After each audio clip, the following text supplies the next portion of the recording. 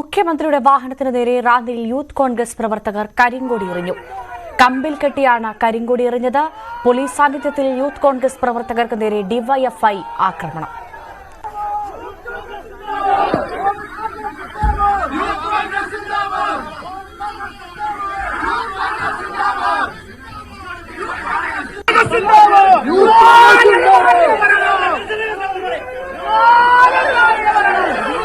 വാർത്തയുടെ വിശദാംശങ്ങളുമായി ശശിനാരായണൻ ചേരുന്നു. ശശിനാരായണൻ, യൂത്ത് കോൺഗ്രസ് പ്രവർത്തകർ പ്രതിഷേധിക്കുന്നത്, കരിങ്കൊടിയുമായി പ്രതിഷേധിക്കുന്നത് മനസ്സിലാക്കാം, പോലീസ് അവരെ പിടിച്ചുമാറ്റാൻ ശ്രമിക്കുന്നത് മനസ്സിലാക്കാം. പക്ഷേ അറിയേണ്ടത് ഈ ആഭ്യന്തര വകുപ്പ്, പ്രത്യേകിച്ചും ആരാണ് കേരളത്തിന്റെ ക്രമസമാധാന ചുമതല ഡിവൈഎഫ്ഐക്ക് നൽകിയതെന്നാണ്.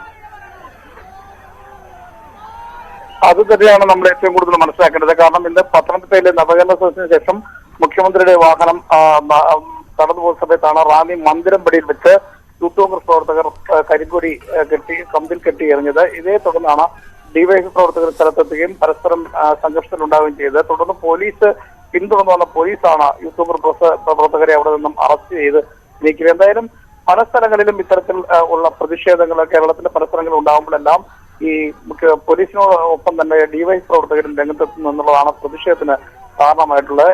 എന്തായാലും പത്തനംതിട്ടയിലെ ഇന്ന് നവകേരള സദസ്സ് നടക്കുന്ന വേദിയുടെ തൊട്ടടുത്ത സ്വന്തം ജംഗ്ഷൻ വെച്ച് ഇതുപോലെ യൂത്ത് കോൺഗ്രസിന്റെ കൊടി ബലൂണിൽ കെട്ടി, ഹൈഡ്രജൻ ബലൂണിൽ കെട്ടി ആകാശം പറത്തുന്ന സാഹചര്യം ഉണ്ടായത്. അങ്ങനെ പത്തനംതിട്ടയിലും റാന്നിയിലും മുഖ്യമന്ത്രിക്കെതിരെ ഈ നവകേരള സദസ്സുമായി ബന്ധപ്പെട്ട പ്രതിഷേധം ഉണ്ടായിരിക്കുന്നു.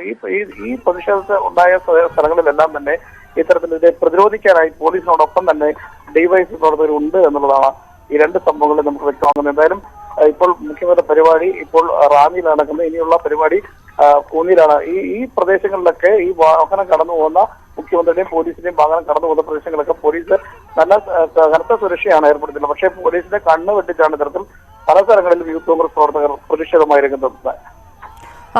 ഈ മുഖ്യമന്ത്രിയാണെങ്കിൽ അക്രമം നടത്തുന്നവരെ ന്യായീകരിച്ചുകൊണ്ടേയിരിക്കുകയാണ്. അത് സ്വാഭാവികമായും ഡിവൈഎഫ്ഐ പ്രവർത്തകർക്ക് ഒരു വലിയ പ്രേരണയാവുകയല്ലേ? ഇത്തരത്തിലുള്ള അതിക്രമങ്ങൾ വർദ്ധിപ്പിക്കാനുള്ള ഒരു കാരണം കൂടിയാവുകയല്ലേ അത്? മുഖ്യമന്ത്രി ഇന്നും ആവർത്തിച്ചത് ഈ തന്നെ അംഗരക്ഷകർ തന്നെ സംരക്ഷിക്കുന്നതിന് വേണ്ടിയാണ് അവർ നിലകൊള്ളുന്നത്. അത്തരത്തിലുള്ള കാര്യമാണ് ചെയ്യുന്നത്. ഇത്തരത്തിൽ ഡിവൈഎഫ്ഐയുടെ യുവജന സംഘടന പ്രതിഷേധിക്കുന്നതിനെ കുറിച്ചോ അല്ലെങ്കിൽ ഇത്തരം യൂത്ത് കോൺഗ്രസുകാരെ മർദ്ദിക്കുന്നതിനെ സംബന്ധിച്ചോ ഒന്നും തന്നെ മുഖ്യമന്ത്രി അവരുടെ പക്ഷം നിന്നുകൊണ്ട് ന്യായീകരിച്ചുകൊണ്ടാണ് മുഖ്യമന്ത്രി ഇന്നത്തെ വാർത്താ സമ്മേളനത്തിലും സംസാരിച്ചത്. പക്ഷേ ഈ നേരെ മറിച്ച് എസ്എഫ്ഐ പ്രവർത്തകർ നടത്തിയ പ്രവർത്തനം, എസ്എഫ്ഐ പ്രവർത്തകർ ഗവർണർക്ക് എതിരെ നടത്തിയ പ്രതിഷേധത്തെ ന്യായീകരിക്കുകയും മുഖ്യമന്ത്രി ചെയ്തു.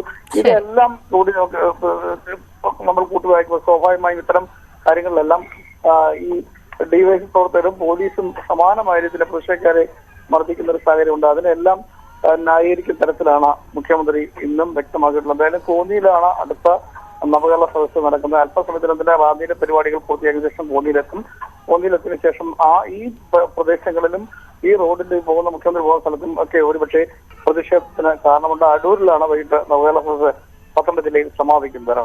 ശരി, നന്ദി.